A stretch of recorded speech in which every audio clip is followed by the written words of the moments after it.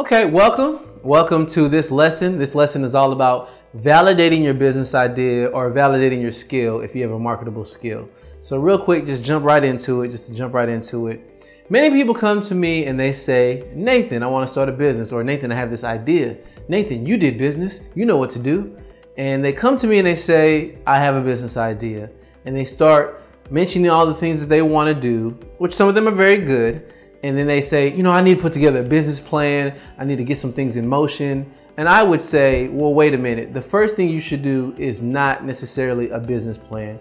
Business plans are great and they're good and they allow you to think holistically on everything that you may need, but that's not the first step. The first step, I would say, is to ask yourself, has somebody paid me for this work? Or have I been able to sell this particular product on a certain level, on a microcosm? Have I been able to do this thing here?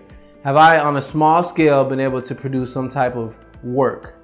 That's the first question you need to ask yourself. So it doesn't matter if you're a photographer or a designer, or you're just launching into e-commerce, trying to sell some things online, whatever it may be, an illustrator, the list goes on. But you have to ask yourself, has somebody paid me for this service? One of the reasons I started my own web design business and even consulting business online is simply this.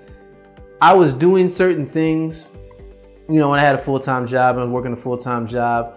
People came and asked me, hey Nathan, you know about websites, can you help me with this? I'll pay you.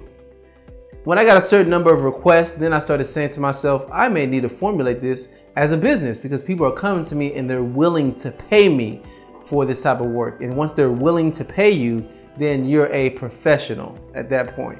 You're a professional, fill in the blank, when you receive payment for a service that you're providing, in the realm of many other people providing that same service. So that's the first question. Is someone willing to pay you for your work? First question, first answer.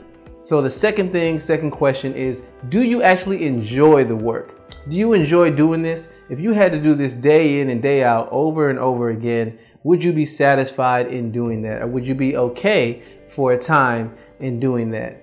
In the introduction, I mentioned freelancer versus entrepreneur. If you're a freelancer, you'd probably be doing the same thing in the same service. So if you're an entrepreneur, you'd probably be working to hand that off to somebody one day.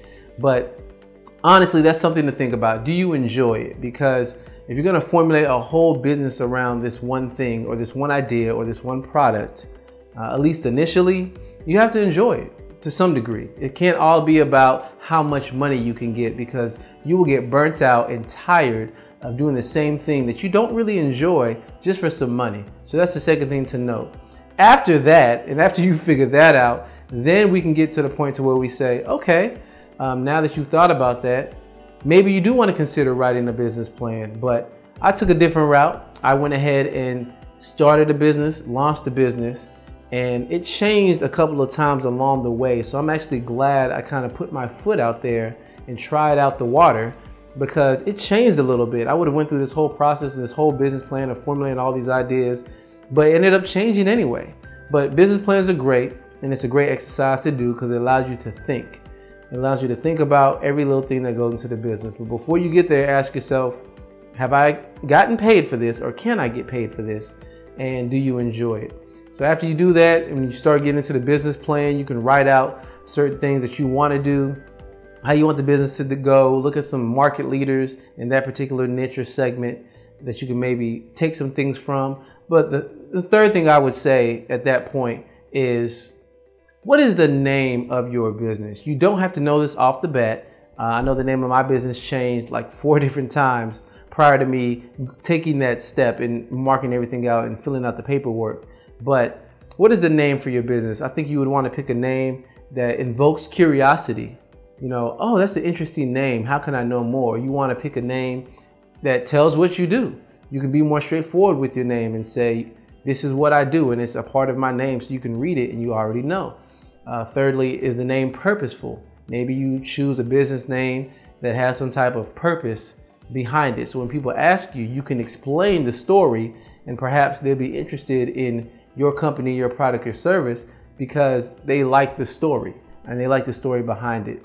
So those are some things that I would say. Also, a thing to note when you're trying to choose a name is it already taken?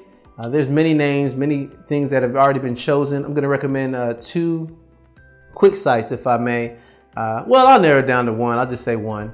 And pretty much I'd say is noem.com, noem.com. And that site, you put in a name or a domain name and you check to see if it's available across different brands, different social media, things of that nature. So in choosing a name, you don't want to be confused with somebody else, but you have to sit back and think about that. And another thing is the domain name available? If you're running a business, starting a business, it's probably best to have a website. I would say it is best to have a website, and you want to see if that domain name is available. And if it's not available, how can you choose a domain name that still has meaning? So I go into further detail in the book Freelance Jumpstart, but just off the bat, really quick, validate your idea prior to going through the motions of starting a business. You want to make sure that you can get paid for your service or for your product or for your skill.